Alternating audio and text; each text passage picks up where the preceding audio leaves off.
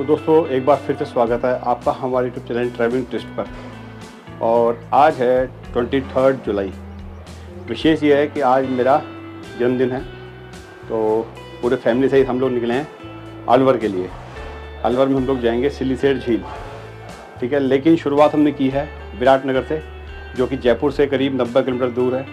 तो विराटनगर हम इस समय आ चुके हैं और विराटनगर में बहुत ही खूबसूरत पॉइंट गणेश जी का मंदिर, जहाँ हम लोग आए। तो आपको गणेश जी का मंदिर भी हम दिखा रहे हैं। और इससे पहले आपने यदि हमारे चैनल ट्रैवलिंग ट्विस्ट को सब्सक्राइब नहीं किया है तो प्लीज़ हमारे चैनल ट्रैवलिंग ट्विस्ट को सब्सक्राइब करें और ऐसे ही मज़ेदार और टूरिस्ट से संबंधित वीडियो देखने हैं तो हमारे चैनल को लाइक और सब्सक्राइब भी करें, ठीक है। तो ये गणेश मंदिर है, बहुत ही खूबसूरत घाटी के बीच में बना हुआ है और बहुत ही खूबसूरत मूर्ति गणेश जी की।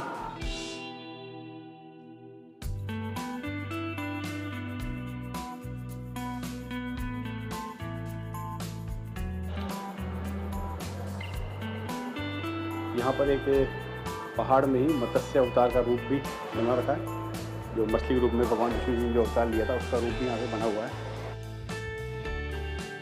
दोस्तों इस समय जो हम लोग मंदिर में बैठे हैं और मंदिर की जो महंत है, हम इनसे मंदिर के बारे में जानते हैं। तो सबसे पहले तो पुजारी जी अपना नाम बताइए। मेरा नाम हरीश कुमार स्वामी है, हम विराटनगर के रहने वाले हैं। और जो ये प्रतिमा है स्वयंभू प्रतिमा है, किसी प्रकार की कोई बनावट घटावट कुछ भी नहीं है इसमें।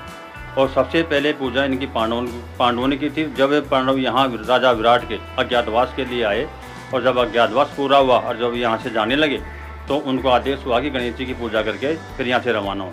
तो सबसे पहले पूजा उन्होंने की थी और राजा विराट ने भी अपनी पुत्री उत्तरा के विवाह में इन्हीं को निमंत्रण दिया था। तभी से इनकी पूजा अर्चना का प्रथा चल रही है। पूरा विराटनगर आसपास के जो भी क्षेत्र हैं सभी यहाँ पूजा अर्चना के लिए आते हैं। जो भी नई गाड़ी लेके आते हैं या कोई शादी ब्याह कोई भी फंक्शन हो जाए, शुभ अशुभ कार्य सभी में पहले पूजे जाते हैं, उनको निमंत्रण दिया जाता है। ये विराटनगर में दक्षिण दिशा में स्थित प्रतिमा है। और महाराज जी यहाँ विशेष कोई दिन, कोई विशेष दिन? जैसे बुधवार को विशेष रहता है मेला बराबरी, और मेला लगता है इनका गणेश चतुर्थी को, भादवे की चतुर्थी को विशाल मेला लगता है यहाँ पे। इसके अलावा इस मंदिर के आसपास और भी कोई चीज़ें देखने के बारे में बताइए। हाँ, आसपास इस साइड में दक्षिण दिशा में ही बीजक की पहाड़ी है और सामने की भीमसेन जी की पहाड़ी है, उसके पास ही मनसा माता की पहाड़ी है। भीमसेन जी की पहाड़ी जो भीमगट्टा, हाँ भीमगट्टा भी बोलते हैं उनको, जो उनके वहाँ पे मानव रूप में हनुमान जी की प्रतिमा है। तो ये जो ऊपर जो बीजक की पहाड़ी है इसमें हाँ। अवशेष जो खुदाई में अवशेष निकले, हाँ बहुत कालीन अवशेष हैं इसमें। और यहाँ पहले टकसाल भी चलती थी, आज भी वहाँ सेंट्रल गवर्नमेंट की तरफ से 4 चौकीदार रहते हैं वहाँ भी, आज भी वहाँ चौकीदारी होती है। इसे पैदल ट्रैक कितना करना पड़ता है? पैदल बस स्टैंड से यहाँ के लिए 1.5 किलोमीटर और वहाँ के लिए 2-1 किलोमीटर चलना पड़ता है पैदल ट्रैक बीजे की पहाड़ी के लिए। और सामने की पहाड़ी है वहाँ भी 2-1 किलोमीटर बस स्टैंड से जाना पड़ेगा। मंदिर के जो बैक में ऊपर जो है, बैक में ऊपर कुंड वगैरह है, नाग नागिन है, भीम का एक गट्टा है जिसपे बाकायदा भीम के 5 उंगलियों के निशान हैं और 2 कुंड हैं। और अरावली की 7वें नंबर की चोटी यहाँ स्थित है ऊपर, जो अरावली की पहाड़ियाँ हैं ये। हाँ, तो 7वें नंबर की चोटी है जो राजस्थान में अपने आती है। 7वें नंबर की चोटी यहाँ स्थित है ऊपर।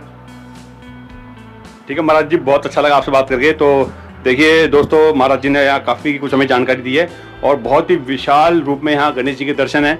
जिस प्रकार से हम लोग जयपुर से आए हैं तो जयपुर से मोती डूंगरी का विशेष महत्व है, तो वैसे ही यहाँ पे गणेश जी का बहुत विशेष महत्व है। यहाँ शादी ब्याह के जो भी निमंत्रण रखते हैं पहले यहीं लगते हैं, नई गाड़ी आती है वो भी यहीं आती है, ठीक है। तो अभी हम मंदिर के दर्शन करके और अब ऊपर जो भी महाराज जी ने बताया नाग नागिन टेम्पल है और पहाड़ी में बने हुए पहाड़ बने हुए हैं नाग नागिन और अरावली की 7वें नंबर की पहाड़ी है, वो सब हम ऊपर जाके देख के आएंगे। उसके सामने जो पहाड़ी है उसको 7वें नंबर की चोटी है वो, ठीक है। तो ठीक है दोस्तों, ठीक है महाराज जी, धन्यवाद।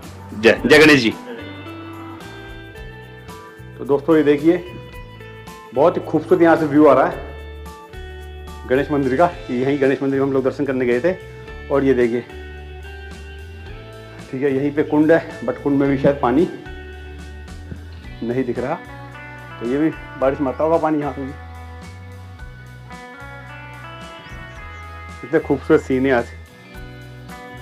वो वहाँ हमारी गाड़ी पार्क है, ठीक है।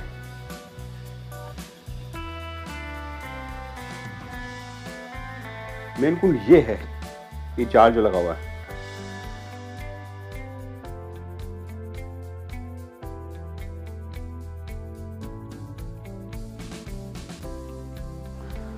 तो इस समय हम लोग आ चुके हैं बालाजी महाराज के दर्शन करने।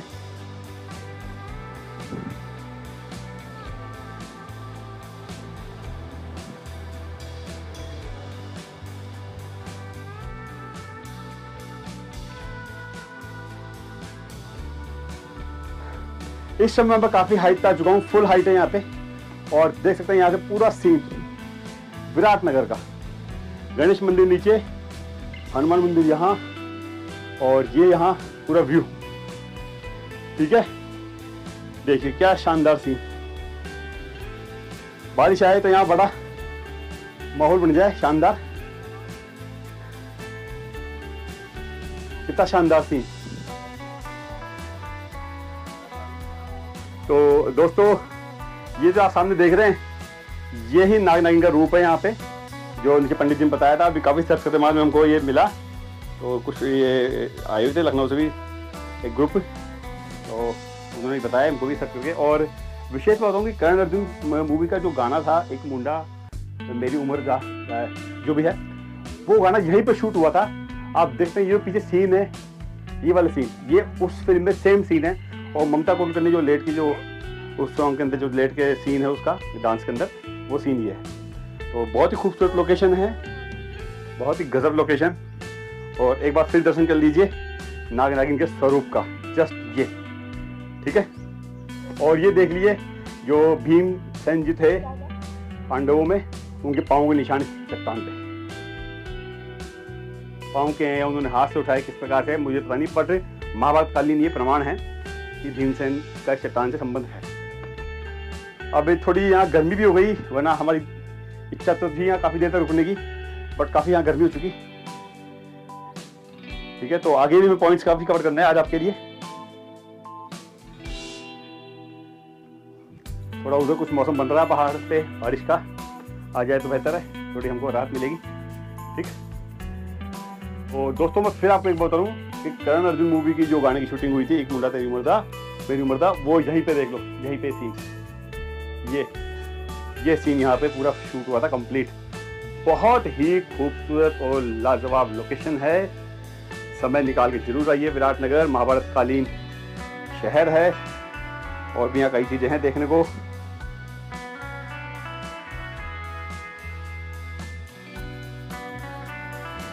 गणेश मंदिर के ठीक नीचे एक छोटा सा गवर्नमेंट म्यूजियम भी है।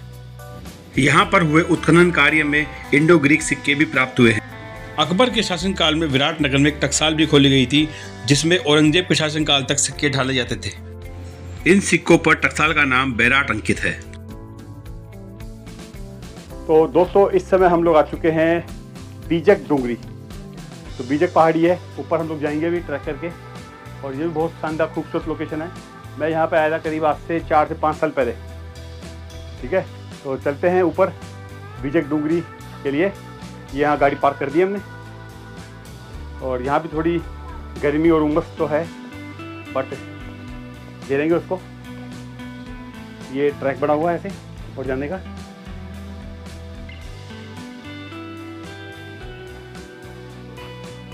अभी थोड़ी सी दूरी में चढ़ गए हैं ऊपर, और सांस उभर चुकी, कारण है कि उमस काफ़ी हो चुकी है यहाँ पे। कुछ मुझे याद आ रही है,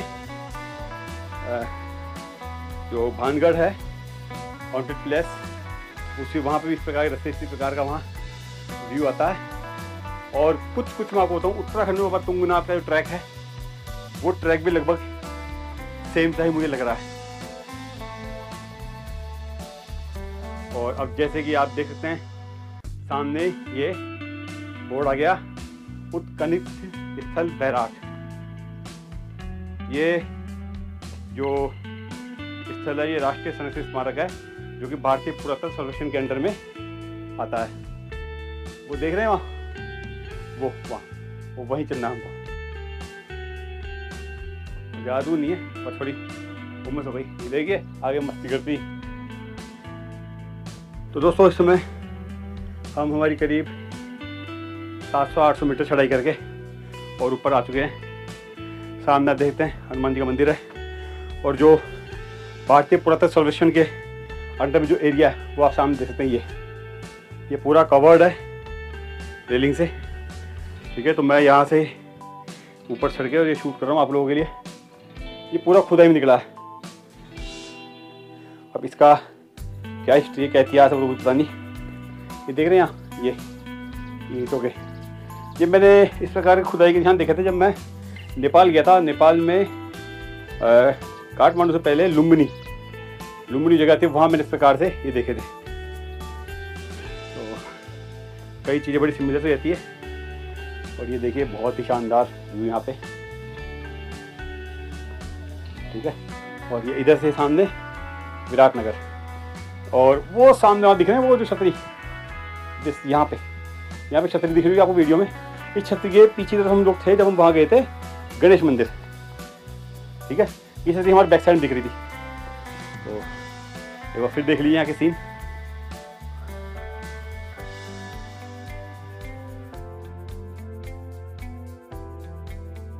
तो दोस्तों इस समय हम लोग आ चुके हैं हनुमान जी के मंदिर बीचक पहाड़ी पे, और ये सामने पहाड़ी देख रहे हैं, इसमें छोटी सी गुफा के अंदर एंट्री है। तो अभी हम लोग चलेंगे अंदर दर्शन करने के लिए।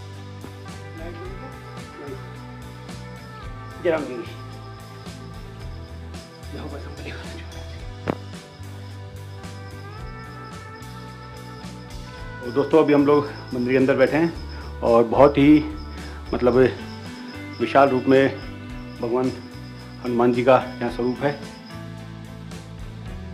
तो दोस्तों अभी हम लोग अंदर दर्शन करके आए हैं, और अब जो यहाँ के महंत जी है उनसे हम इस मंदिर के बारे में थोड़ी बहुत जानकारी लेते हैं। तो सबसे पहले तो महंत जी अपना नाम बताइए। मेरा नाम तो प्रहलाद है। तो मैं पुजारी जी यहाँ मंदिर के बारे में आपको विशेष बताएंगे। ये पांडव काल का मंदिर है साहब, हाँ जी। बहुत पुराना मंदिर है। हाँ हाँ। और नाम क्या है मंदिर का? बीजक हनुमान। बीजक हनुमान। तो यहाँ पर विशेष बात जैसे कि अभी आप बता रहे थे, तो हमारे दर्शकों को बता दीजिए कि बहुत पुराना मंदिर है। और मनोकामना जो यहाँ और जो यहाँ आता है ना, देखो जो सत्य का पालन करता है ना, और यहाँ जो भी मांग के गया उसको मिलेगा, जरूर मिलेगा। 60 साल की उम्र हो गई मेरी है, जब से मैं सुर संभाला, जब से आ रहा हूँ। और यहाँ विशेष कोई दिन, जिस दिन कोई मेला वगैरह पड़ता हो? ये हनुमान जयंती आती है। हाँ, इस तरह मंगलवार शनिवार तो? हाँ, मंगलवार शनिवार को तो बहुत लोग हैं, अंदर बैठने की जगह नहीं, नंबर ही दिया था अंदर से जोत लेने का भी समय नहीं है। और यहाँ जो जल रही है ये अखंड? और यहाँ के नहीं आते हैं, बहुत दूर दूर के आते हैं। हाँ हाँ। यहाँ के भी नहीं आते हैं। कहाँ बहरोड दिल्ली कहाँ है, हाँ हाँ, खंडवा कहाँ है, वहाँ से। हाँ, तो जिनकी आस्था जुड़ गई वो तो आते हैं भाई, जिनकी आस्था जुड़ रही है वो आते हैं, और उनको कुछ मिलता है तो आते हैं ना। सही बात भाई, नहीं कुछ मिलेगा तो आने वाले, लेकिन आते हैं, मिलता है तो आते हैं।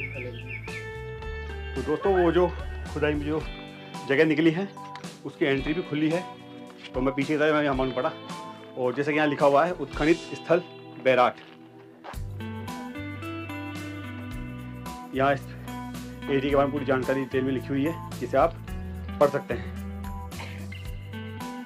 तो दोस्तों जैसे कि यहाँ लिखा हुआ है कि प्राचीन मत्स्य देश की राजधानी बैराट या विराटनगर के बारे में कहा जाता है कि इसकी स्थापना राजा विराट ने की थी, जिसके राज्य में पांडवों ने अपने अज्ञातवास का 13वां वर्ष बिताया था।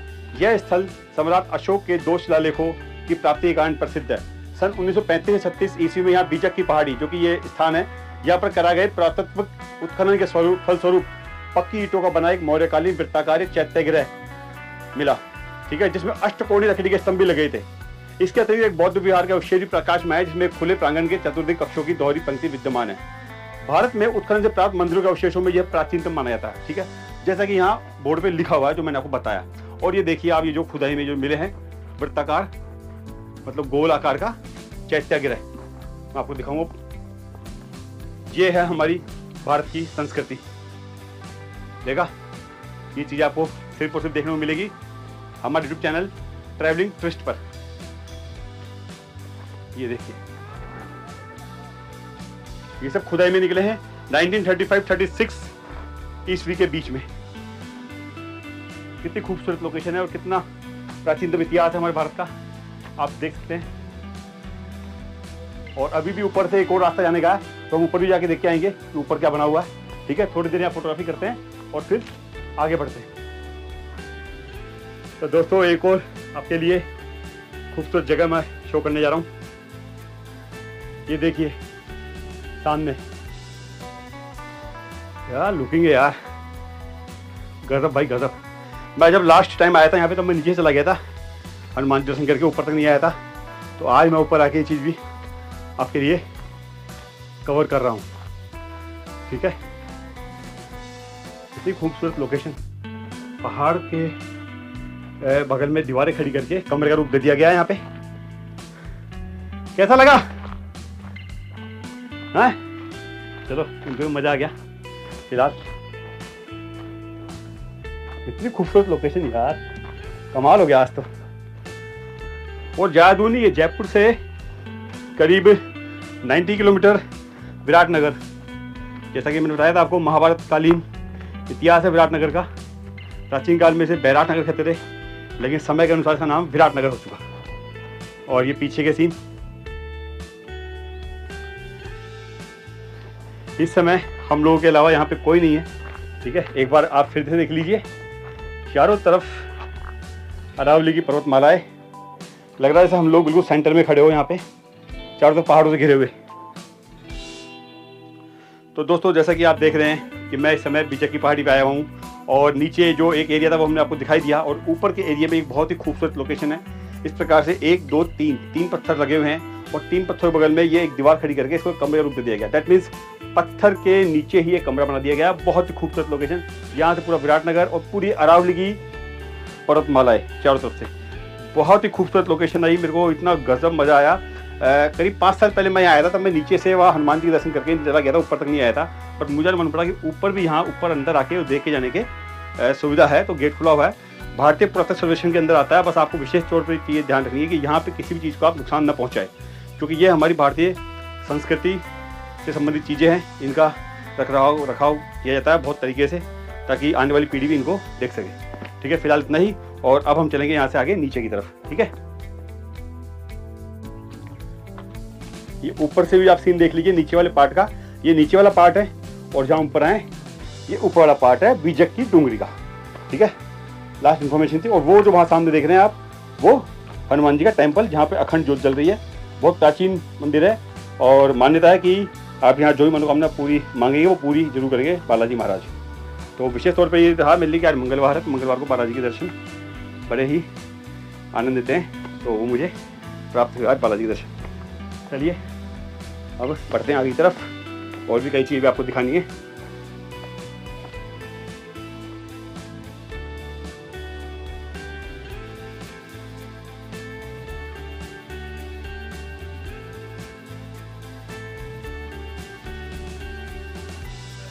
तो दोस्तों, इस समय हम लोग आ चुके हैं महाभारत कालीन एक स्थान पे, इसका नाम है भीमसेन गुफा, ठीक है। और ये सामने आप ऊपर देखते हैं मंदिर, टेंपल भी ऊपर है, बहुत खूबसूरत। तो यहाँ चलते हैं, इसको एक्सप्लोर करते हैं आपके साथ में। तो फिर देख सकते हैं आप, यहाँ देखिए नाम लिखा हुआ है, श्री भीमगिरी भीम गुफा, महाभारत कालीन भीमसेन गुफा। और सुरम्य घाटियों के बीच में ये स्थान है, बहुत ही खूबसूरत। तो ये महाभारत कालीन है। चलते हैं भीम गुफा की तरफ। दोस्तों, हम लोग आ चुके हैं बिल्कुल मंदिर की गुफा के अंदर, और अभी प्रवेश लेते हैं। और सामने ये भीमसेन जी महाराज की मूर्ति भी स्थापित है। तो चलिए चलते हैं मंदिर के अंदर।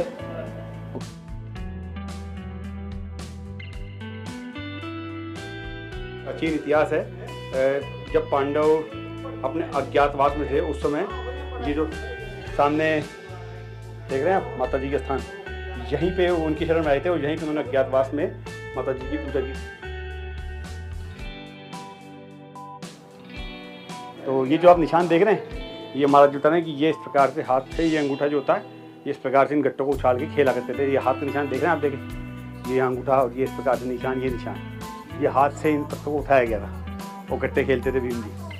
तो ये भी हमारी संस्कृति, भारतीय संस्कृति का इतिहास है। देखो कितना शानदार। कैमरे पे नहीं आ रहे पंडित जी, और दूर से हमें काफ़ी चीज़ें बता रहे हैं, ठीक है। आइए और आगे एक्सप्लोर करते हैं। बहुत ही शानदार, और ये एक बहुत ही बड़ी मूर्ति यहाँ लगाई हुई है भीमसेन जी महाराज की।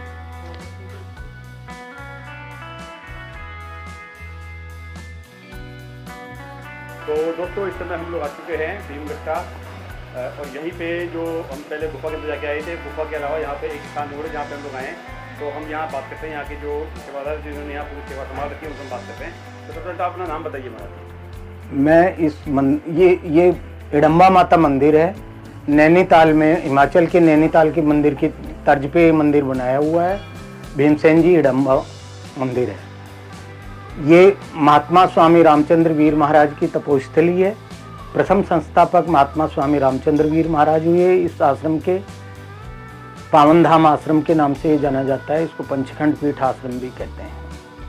महात्मा स्वामी रामचंद्र वीर महाराज ने अपने संपूर्ण जीवन में भगवान की अटूट भक्ति की और गौभक्त हैं और हनुमान भगवान के भक्त हैं।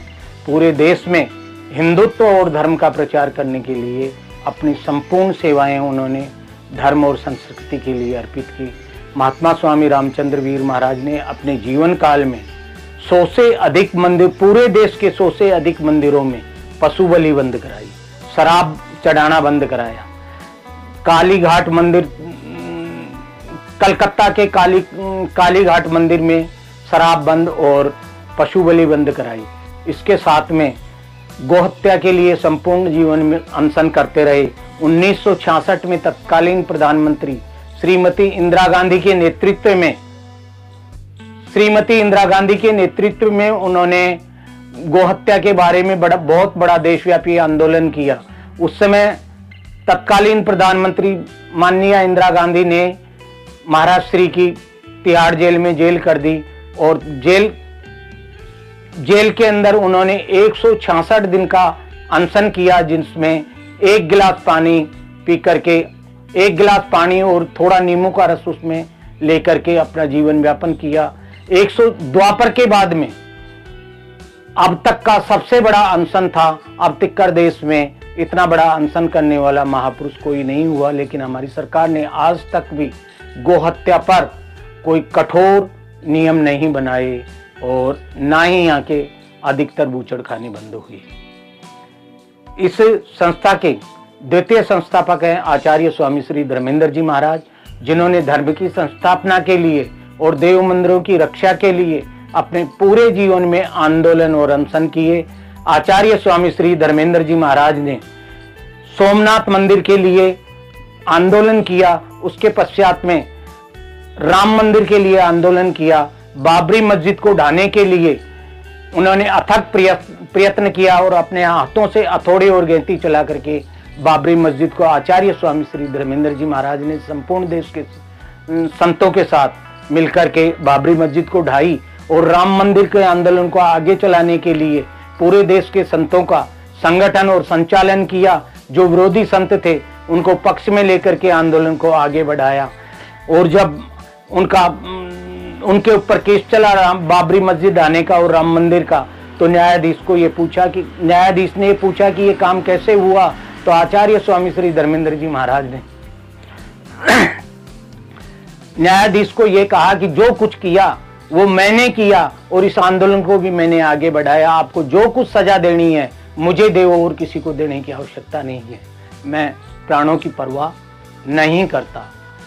आज जो हम राम मंदिर का स्वरूप देश में देख रहे हैं, उसमें इस पंचखंड पीठ पावन धाम आश्रम विराटनगर की और आचार्य स्वामी श्री धर्मेंद्र जी महाराज की महान योगदान है।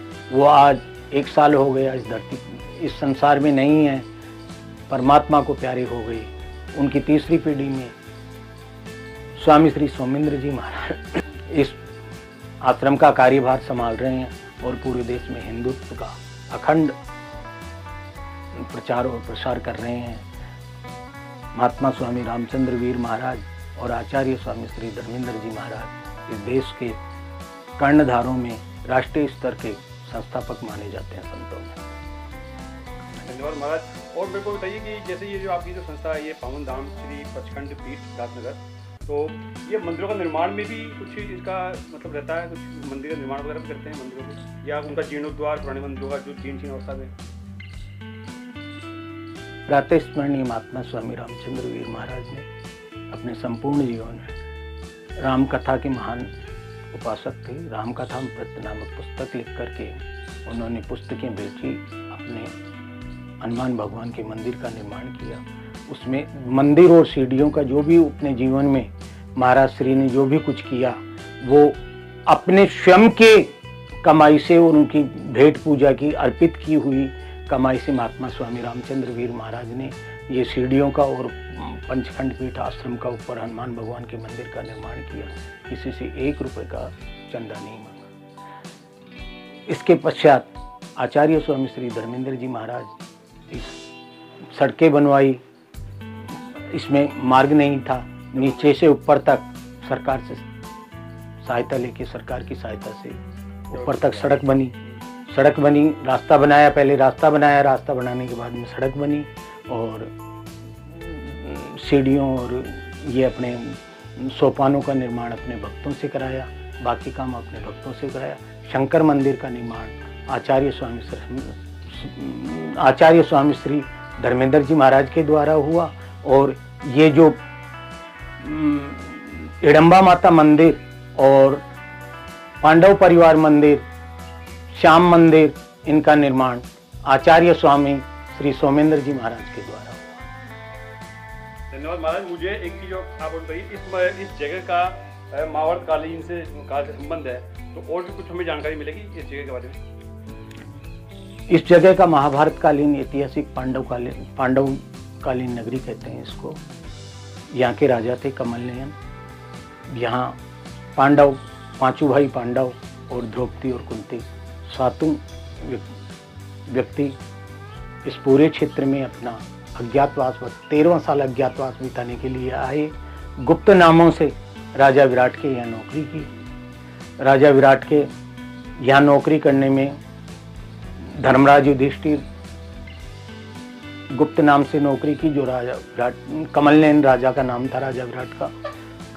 तो दोस्तों हम लोगों ने यहाँ दर्शन कर लिए, जैसा कि बोर्ड पर भी लिखा हुआ है कि भीमसेन महाराज देवी हिडम्बा मंदिर, और यहाँ से दर्शन करके अभी हम लोग चल रहे हैं अब आगे की तरफ। और ये ऊपर एक रास्ता है हनुमान मंदिर के लिए, बट हमारा थोड़ा टाइम का प्रॉब्लम, तो हम लोग हनुमान मंदिर नहीं जाके हम सीधे हमारे पार्किंग पे जाके गाड़ी लेके, और जो हमारा नेक्स्ट पॉइंट है सिलीसेट झील या अलवर के जो भी पॉइंट्स है वहाँ हम लोग बढ़ रहे हैं आगे, ठीक है। और दोस्तों जैसे कि वो महाराज ने भी बताया था कि यहाँ पे एक जगह ये भी है कि यहाँ पे भीम जी ने लात मार के यहाँ पानी निकाला था, तो वो जगह है। बट अब ये कुंड सूखा हुआ है, बिल्कुल उसमें पानी नहीं है, क्योंकि बारिश यहाँ भी कमी हुई है, जैसे कि जयपुर में कम हुई है। तो ये भी एक ऐतिहासिक जगह है महाभारत कालीन, ठीक है। ऐसी एक जगह हमने कोटा में गए थे, जब भीमदत्त महादेव, वहाँ भी कहा था कि वहाँ भी भीम जी ने अपने पाँव से मतलब लात मार के पानी निकाला था। तो देखिए बड़ी खूबसूरत जगह है ये सब। आइए कभी इधर विराटनगर और देखिए महाभारत कालीन इतिहास। मैं आपको एक बार दिखाता हूँ, एक बार फिर से इसका पूरा व्यू। वो सामने ऊपर हनुमान जी महाराज का मंदिर है, बट वहाँ भी हम लोग नहीं जा रहे, क्योंकि हाफ रास्ते में तो गाड़ी जाएगी। रास्ता यहाँ से, ये वाला सेकंड रास्ता यहाँ से जा रहा है, बट ये थोड़ी दूर तक जाएगी गाड़ी, फिर वहाँ से पैदल ट्रैक कर जाना पड़ेगा। तो अभी थोड़ी गर्मी ज़्यादा हो गई और बच्चों की स्थिति है नहीं, तो फिलहाल हमारा पोस्टपोन्ड है। ये देखिए दोस्तों, जो मैं आपको वहाँ से बता रहा था उस जगह से कि भीम जी ने लात मार के पानी निकाला था, तो ये देखिए। और जैसा कि आप बोर्ड भी सामने देख रहे हैं आप, श्री कृष्ण लीला स्थली श्री भीमसेन द्रौपदी स्मृति स्थली, तो ये स्थान वो है यहाँ पे पानी निकाला गया। और इसके सामने ही पंचखंड पीठ पावन धाम विराटनगर आश्रम जो सामने आप देख रहे हैं, तो इसमें हम लोग चल के आते हैं।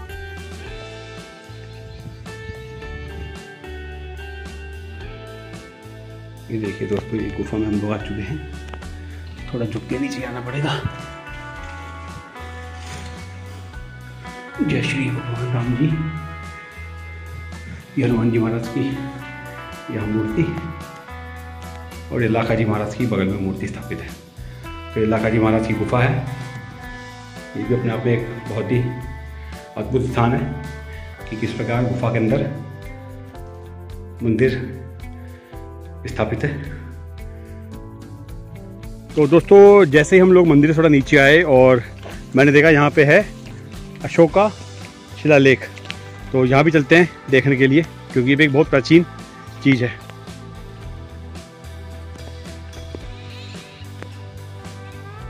ये पतली सी पगडंडी एक जा रही है अंदर। अब मुझे भी ध्यान नहीं कि कितनी दूर अंदर जाना पड़ेगा, क्योंकि यहाँ कोई हमें बंदा दिख नहीं रहा है हम पूछ सके, बट रास्ता है तो बढ़ते चल रहे हैं आगे। शानदार चीज़ दिखाने जा रहा हूँ, बहुत ही शानदार चीज़ मैं दिखाने जा रहा हूँ। सामने देखिए मेरे, क्या शानदार फिसलन है।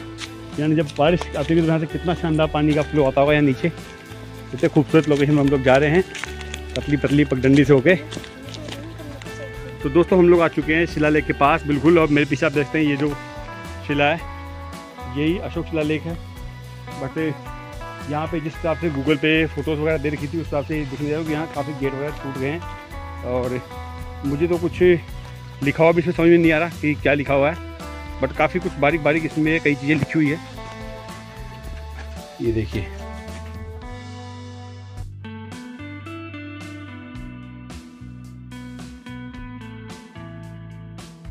तो दोस्तों यहाँ तो बताने वाला था नहीं, हम लोगों ने गूगल से इसकी फ़ोटो निकाली, और जो गूगल में जो फ़ोटो दे रखी है अशोक शिलालेख विराटनगर की, तो वो हमारे इस जगह से मैच खा रही है। ये देखिए, ये गूगल पे फ़ोटो दिख रही है, और जस्ट इसके सामने हम लोग यहाँ खड़े, जस्ट आप देखते हैं जो फ़ोटो गूगल में थी वही फ़ोटो ये पेड़ भी यहाँ पे लगी है, ठीक है। और इसी के अंदर एक फ़ोटो और थी यहाँ पे, ये तो ये फ्रंट से इसका ये झाड़ वगैरह लगे हुए हैं, ये फ्रंट से ये सीन था।